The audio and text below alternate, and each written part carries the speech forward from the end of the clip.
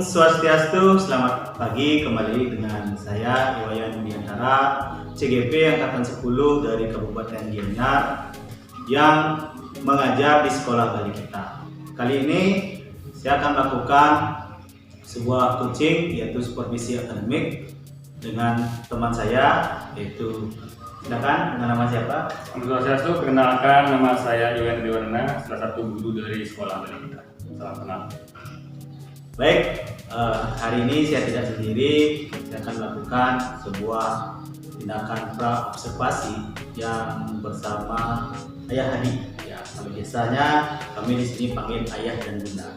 Baik Ayah Hadi, terima kasih atas waktunya menyempatkan dan izinkan saya melakukan supervisi akademik di kelasnya Ayah Hadi. Tapi sebelum itu saya ingin melakukan pra-observasi. Nah, kenapa tujuan dari pra-observasi ini tidak lain biar mengetahui apa sih tujuan pembelajaran yang akan dilakukan oleh Hayadi, terus area pengembangannya kayak bagaimana, strategi dan persiapannya, lebih mematangkan.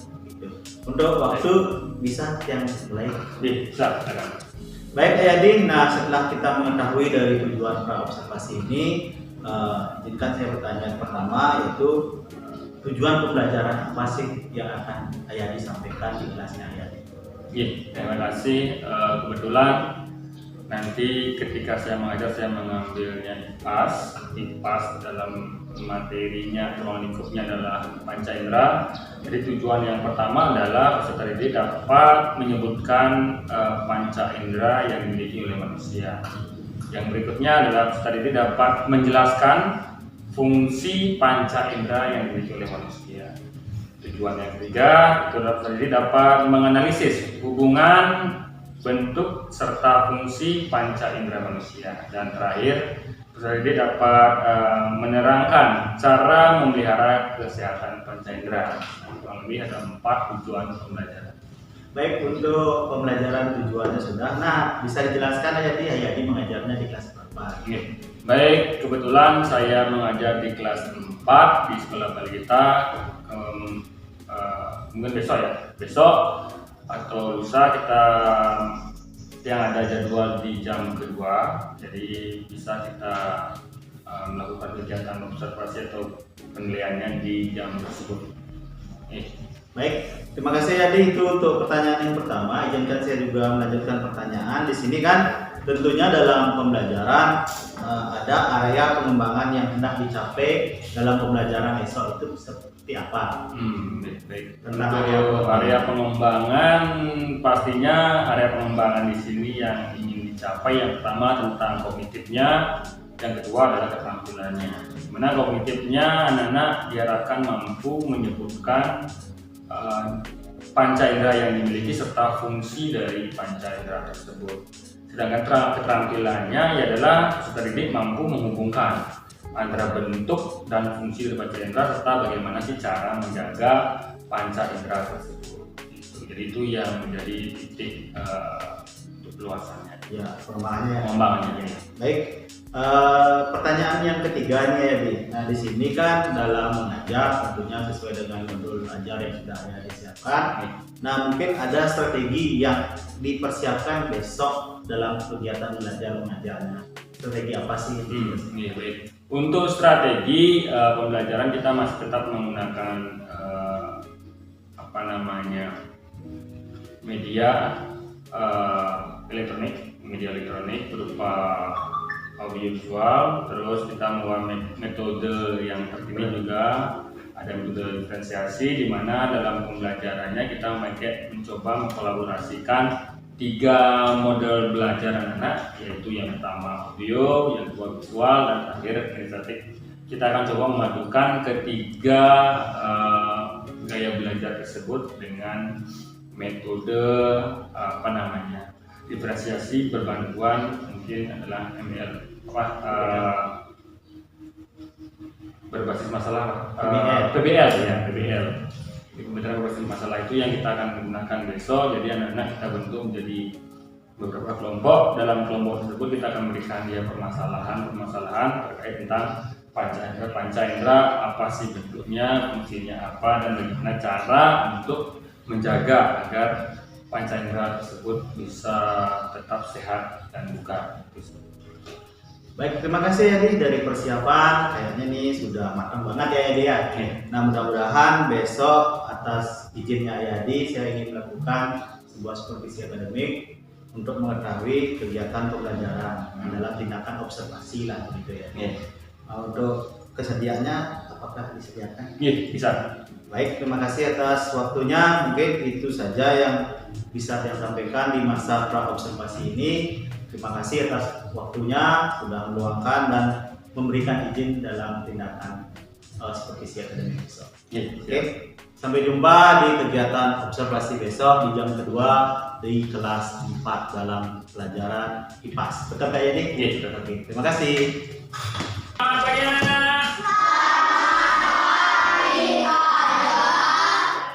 Bertemu lagi bersama Yadi di jam kedua, di mana di jam kedua ini kita akan melakukan pembelajaran tentang IPAS. Namun sebelum itu, mari kita berdoa dulu agar nanti apa yang kita pelajari dapat kita mengerti dan pahami bersama. Sikap sempurna asana Saraswati Puja. Om Saraswati Namastutyam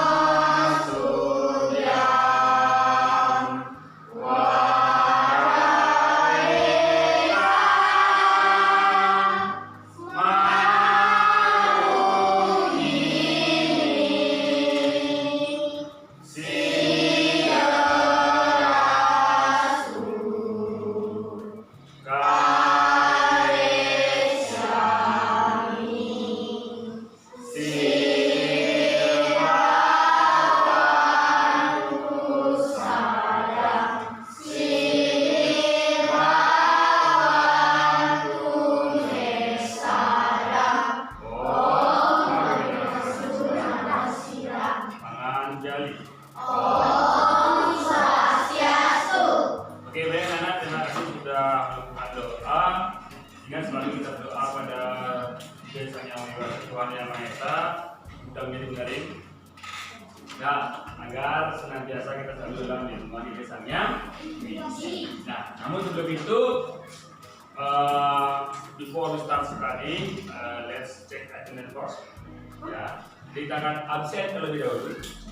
Siapa yang sudah hadir pada pagi hari ini? Siapa yang hadir pada pagi hari ini? Bagus. Bagus. Kenapa dia ada yang tahu? Izin ya, pulang kampung. Ya, bagus, pulang kampung lagi. Ada lagi? Bagus aja satu.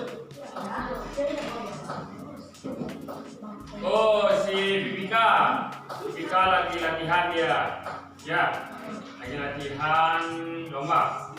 Senam. Oke, baik. Berarti 2 orang yang tidak ikut pelajaran di hari ini ya. Ya, baik anak-anak.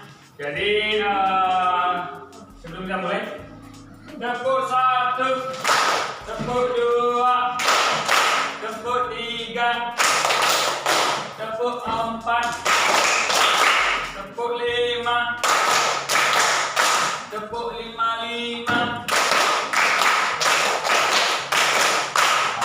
Ada salah ya. Oke, nah kita sekarang bertepuk tangan. Kenapa kita bertepuk tangan? Ketika kita bertepuk tangan, apa yang terjadi? Suara. Apa yang menyebabkan terjadinya suara? Tangan. Pertanyaan saya. Suara. Kenapa kita bisa mendengar suara? Raise your hand. Eling.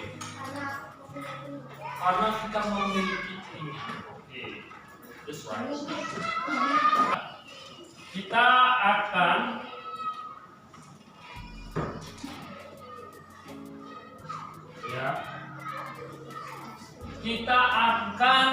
dapat bisa dapat. Kalian akan mampu mengenal yang namanya panca indera.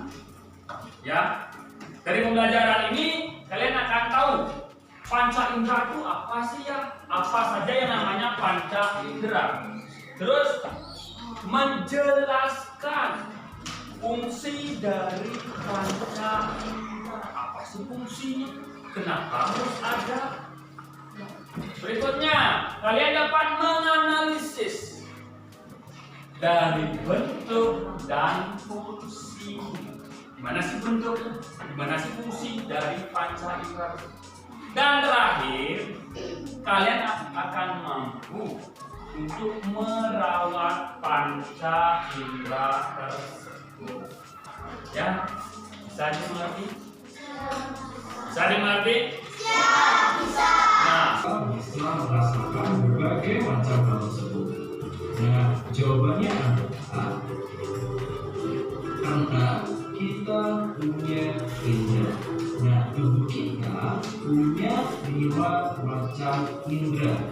Indera yang pertama adalah indera penglihatan, yang kedua adalah indera pendengaran, yang ketiga adalah indera raba, yang keempat indera pengecap, dan yang kelima indera penciuman. Nah, mari kita bahas satu persatu. Yang pertama adalah indera penglihatan. Yang berperan sebagai indera penglihatan adalah mata kita. Di bagian mata kita terdapat bagian yang bernama retina. Nah, di retina tersebut terdapat saraf-saraf penglihatan sehingga kita bisa melihat berbagai macam warna dan berbagai macam benda. Yang kedua adalah indera pendengaran. Yang berperan sebagai indera pendengar adalah telinga kita. Nah, di telinga kita terdapat bagian yang bernama koklea. Di koklea tersebut terdapat saraf-saraf pendengar sehingga kita bisa merasakan berbagai macam suara, baik suara hewan maupun suara pendengar. Yang berikutnya adalah indera raba. Yang berperan sebagai indera raba adalah kulit kita. Di kulit kita terdapat permukaan yang bernama lapisan malpighi. Nah, di lapisan malpighi ini terdapat saraf-saraf raba sehingga kita bisa merasakan rasa sensasi dingin, panas, pukulan, cubitan ataupun rasa gatal yang ada di kulit kita. Kemudian indera pengecap. Yang berperan sebagai indera pengecap adalah lidah kita. Di bagian lidah kita terdapat bagian yang bisa merasakan rasa manis, rasa asam, rasa asin, dan rasa pahit. Sehingga kita bisa merasakan berbagai macam rasa dari berbagai macam makanan. Contohnya ramen dan es krim. Kemudian indera penciuman. Yang berperan sebagai indera penciuman adalah hidung kita. Di rongga hidung kita terdapat serabut-serabut saraf yang mendeteksi bau-bauan sehingga kita bisa mencium berbagai macam bau dari makanan, minuman, dan sebagainya. Sekarang coba perhatikan pertanyaan berikutnya. Kira-kira indera apa saja yang ada di tubuh? aku bisa dengarkan ya dulu. Menjawab apa saja indera yang ada di kita. Setelah itu, silakan kalian membuat satu indera itu dalam bentuk gambar. Dan gambar. Setelah itu kalian jelaskan apa bagian-bagian yang ada di indera tersebut. Oke, dengarkan dulu. Sudah mengerti dengan tugasnya? Ada berapa tugas? Ada berapa? Berapa? 3. Yang pertama adalah buat nama kelompok. Yang kedua Tulis 2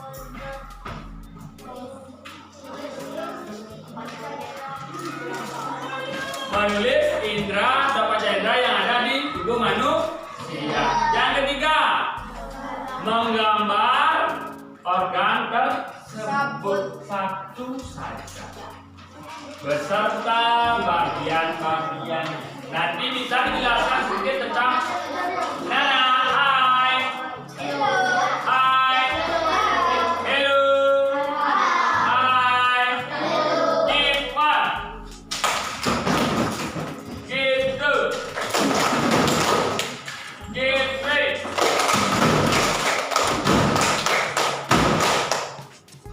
Give four.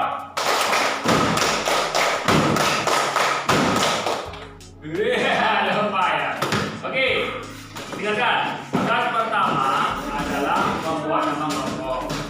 Tugas kedua menjawab pertanyaan ini.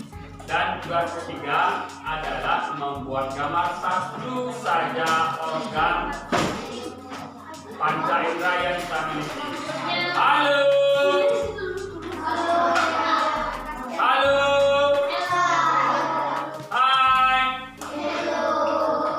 Biasakan kalau ayah berbicara, yang lain tidak diskusi. Ya, kalau sudah ayah kasih diskusi baru berdiskusi. Ya, biar nanti tidak ada yang bertanya lagi. Bisa? Bisa. Ayah jelaskan lagi sekali. Mohon didengarkan. Ya, tugas pertama buat nama kelompok. Tugas kedua menjawab pertanyaan yang ada di depan. Tugas ketiga membuat gambar satu organ atau satu indera yang kalian ingin jelaskan. Di sana ada bagian-bagian indera itu apa saja, terus fungsi dari bagian-bagian itu apa. Ya, buat seindah mungkin. Ya, itu akan menjadi poster buat kalian. Nanti masing-masing anak akan menjelaskan apa yang dibuat. Bisa dimengerti? Bisa dimengerti? Bisa dimengerti? Ada pertanyaan? Tidak, silakan dikerjakan.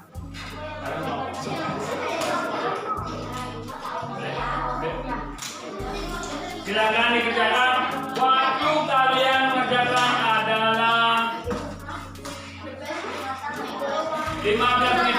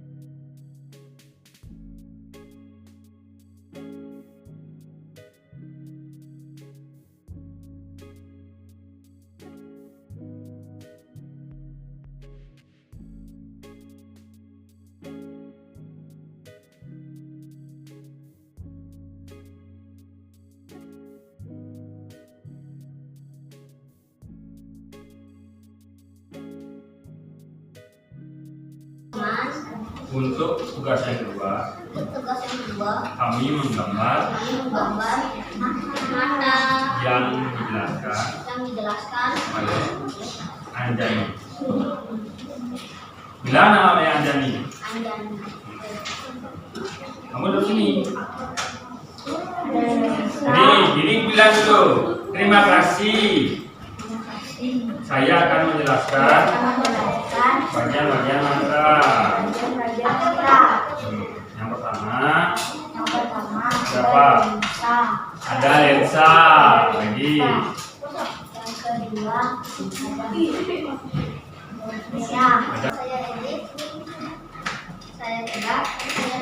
Saya akan mempresentasikan hasil tugas dari ayah. Yang pertama, membacakan indra yang ada di tubuh, dibawakan oleh tugas. Satu, indra pemilihan. Dua, indra mendengar. Tiga, indra pemencam. Empat, indra peraba. Lima, indra membau. Soal kedua, menunjukkan bagian-bagian dari mata. Bagian dari mata ada lensa,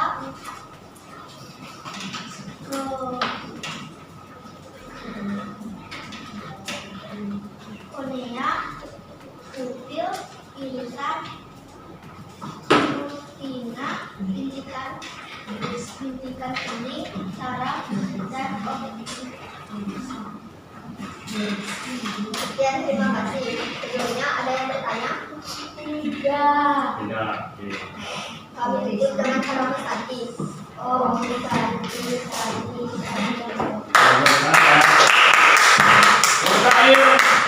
Putri, Deani, Jessica, Rizka, Raka. Ya. Kau belum disebut.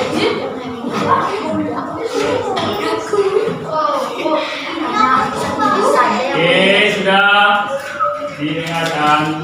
Yuk, sekarang. Om Swastiastu. Perkenalkan, nama saya Raka. Saya Rizka. Saya Dani. Saya Tika. Kami akan menjelaskan bagian-bagian dari mata. Ada yang menyenangkan hari ini? Ada? Ada apa? Apa menyenangkannya? Belajar. Ada pengetahuan baru hari ini? Ada. Apa pengetahuan barunya? Oh, tahu bagian-bagian panca indera mata. Oke, mungkin nanti atau di minggu berikutnya kita akan membahas panca indera yang lainnya. Kita akan belajar tentang panca indera apa? Telinga dan bagian-bagiannya. Ya, untuk hari ini kita cukupkan. Ya, kita lanjutkan di minggu depan. Oke, ada yang bertanya sebelumnya akhir? Tidak. Ya, ada apa? Untuk PR tidak ada. Ya, tapi anak-anak silakan dibaca bukunya. Ya, bisa dimengerti? Bisa dimengerti? Apa aduk-aduk? Sudah? Ada yang punya lagi? Tidak, kalau tidak, mari kita tutup pelajaran pagi ini dengan Paramasanti. Paramasanti.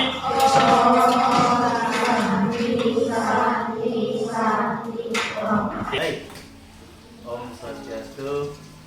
Perkenalkan, nama saya Iwayan Widiantara, CGP Angkatan 10 dari Kabupaten Gianyar. Pada pagi kali ini akan melaksanakan kegiatan lanjutan dari observasi kelas, yaitu pasca observasi. Namun sebelum itu, izinkan kami memperkenalkan PP kami atau PP saya, yaitu dengan nama saya Lulutua Kakayanu. baik. izin Bu PP untuk saya melakukan kegiatan juga. Baik, pagi ya. Pagi. Oke. Ya, bagaimana kabarnya? Seperti biasa, luar biasa, sudah melakukan kegiatan kemarin, pembelajaran di kelas itu luar biasa. Terus kabarnya sekarang juga sehat. Tetap luar biasa. Tetap luar biasa. Oke, kemarin saya sudah melaksanakan kegiatan di dalam ayat tadi. Ya, di sana saya melihat bahwa dalam kegiatan pembelajaran itu sudah berjalan. Nah, mungkin di sini setelah melaksanakan kegiatan pembelajaran dengan persiapan kemarin itu, apa sih yang ayah rasakan kemarin dalam kegiatan pembelajaran? Baik. Kalau kemarin kita melakukan observasi, saya menjadi bagian pengajarnya. Ini kan memang sudah kita rencanakan dari pasca ya, dari pasca kita pra ya, dari pra kita sudah rembukan bareng-bareng, diskusikan bareng-bareng bagaimana sih bagusnya kita sudah rencanakan, terus sudah kita eksekusi juga pembelajarannya. Itu memang terasa lebih ringan kita mengajarnya karena sudah kita persiapkan, lebih enjoy lah. Walaupun dalam pembelajarannya masih memang ada yang perlu kita perbaiki. Jadi lebih menarik lah sesuai dengan apa yang kita rencanakan, pembelajaran yang kita berjalan dengan lancar. Nah, intinya sih kalau sudah melaksanakan kegiatan atau rencana yang matang, seperti dalam mengajar itu lebih luar biasa. Ya, lebih luar biasa lah daripada tidak menyiapkan sama sekali.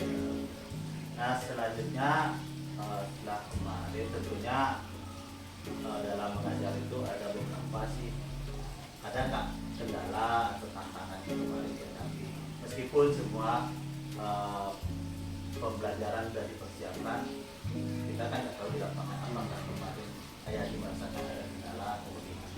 Iya baik, untuk di kendala yang saya bilang tadi masih ada kendala, terutama di dalam anak-anak mengerjakan tugas yang berikan yang kemarin. Jadi estimasi waktu yang saya perkirakan dan kita perkirakan itu agak melenceng sedikit terkait dengan kemampuan anak-anak. Walaupun kita sudah melakukan yang namanya diagnostik atau asesmen awal, itu ternyata kondisi anak-anak juga kita belum bisa mengetahui dengan pastinya, masih ada miss sedikit. Itu yang jadi tantangan bagaimana caranya kita mengatur waktu biar anak-anak mengerjakan tugasnya cepat dengan yang kita rencanakan, apakah tugasnya yang kita peringatkan, apa waktunya yang kita perlebar lagi, apa poin-poin pertanyaannya yang kita mungkin kurangi dan sebagainya. Itu mungkin nanti jadi evaluasi kita bersama.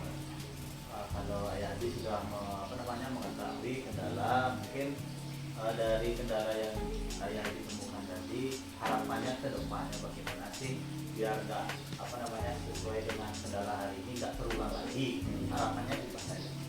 Jadi harapannya sih memang ketika saya mengajar, saya senang, anak-anak juga senang, anak juga tidak merasa terbebani dalam kegiatan pembelajaran, malah saya inginnya mereka tuh lebih tertantang lagi untuk mengerjakannya. Selain langkah-langkahnya seperti yang tadi, kita merencanakan ulang lagi mendiagnostik lagi ya, asesmen lagi anak-anak sejauh mana sih kemampuannya anak-anak lagi, kita mengukur itu lagi. Terus dengan soal ini kemungkinan dia bisa apa tidak, nah kita ya masih waktunya. Terus kita ulang lagi, kita rencanakan lagi biar lebih matang untuk kegiatan pembelajaran berikutnya. Oke, biar teman-teman tahu juga, tahun ini sekolah kami sudah menggunakan teknologi yaitu berbasis Smart TV. Smart TV ya. Nah, apakah ada nggak merasa different-nya, perbedaan dari dulu kita nulisnya di whiteboard, sekarang melalui tab gitu? Jadi kalau perbedaan kita mengajar sekarang dengan yang dulu, kalau dulu menulis di papan itu enak ya, jadi cepat gitu. Tapi sekarang karena kita menggunakan alat bantu tab. Jadi menulisnya juga kita belajar lagi, mengulang lagi karena menggunakan tergantung apa namanya itu sensitivitas dari tabnya sendiri. Ada yang memang sensitif bagus, kita nulisnya enak. Kalau misalnya sensitifnya agak kurang, kita nulisnya juga agak susah. Jadi belajar juga nulis beberapa kali sih. Ada kendala dalam menulis, apalagi tabnya kan segitu, kita menulisnya paling cuma satu soal, karena matematika menjelaskan satu soal penuh dia, jadi harus naik lagi. Tapi untuk anak-anak itu menjadi sebuah media baru karena cepat kita langsung connect, tidak lagi seperti yang dulu harus masang ini, masang itu. Sekarang tinggal connect, kita connectkan ke YouTube bisa, langsung di game bisa, jadi lebih bervariasi lah anak-anak untuk dalam pembelajaran. Baik, itu Ayah Hadi. Kita melakukan evaluasi. Nah, kita sebagai pendidik memang perlu namanya peningkatan baik itu dalam pedagogi dan teknologi. Karena setahu saya kalau kita tidak bisa mengikuti zaman kita yang kita tertinggal dari zaman itu. Mudah-mudahan dari kegiatan yang berbasis teknologi, perpaduan kolaborasi dari teknologi dan cara yang Ayah Hadi mengajar yang baik, mudah-mudahan di kedepannya apa yang kita ajari atau materi apa yang kita diberikan itu bisa lebih cepat menangkap kepada. Nah, sekarang yang dikerjakan, apakah dari pembelajaran yang berbasis teknologi digital dengan perpaduan kita sebagai guru pengajar, kemampuan yang diserap itu kira-kira kepada murid itu seperti apa?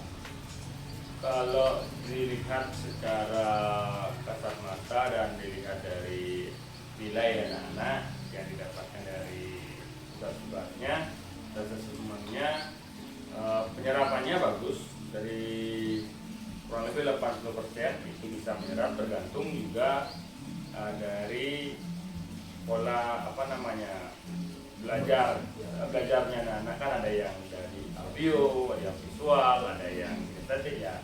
Tergantung itu juga bagaimana kita lebih menekankan kemananya gitu. Jadi anak-anak sebagian besar itu sudah mampu menyerap dengan bagus, apalagi dengan contoh yang real. Contoh yang real yang mereka lihat di layar monitor, oh seperti ini ya, itu lebih cepat menangkap anak-anak daripada memang mereka menghayal dulu menghayal ini. Oh, sekarang udah lebih real, mereka lihatnya lebih nyata, itu lebih cepat menangkap anak. Baik, terima kasih ya Di sudah melakukan sharing atau refleksi bersama-sama dalam kegiatan dari pasca observasi ini. Terima kasih atas waktunya. Mudah-mudahan besok Ayah Hadi mengajar bisa lebih memandangkan waktu dengan baik seperti kendala yang kita ketemu. Ya, itu aja sih atas waktunya. Terima kasih. Untuk kegiatan kali ini saya akan menutupnya dengan Santi.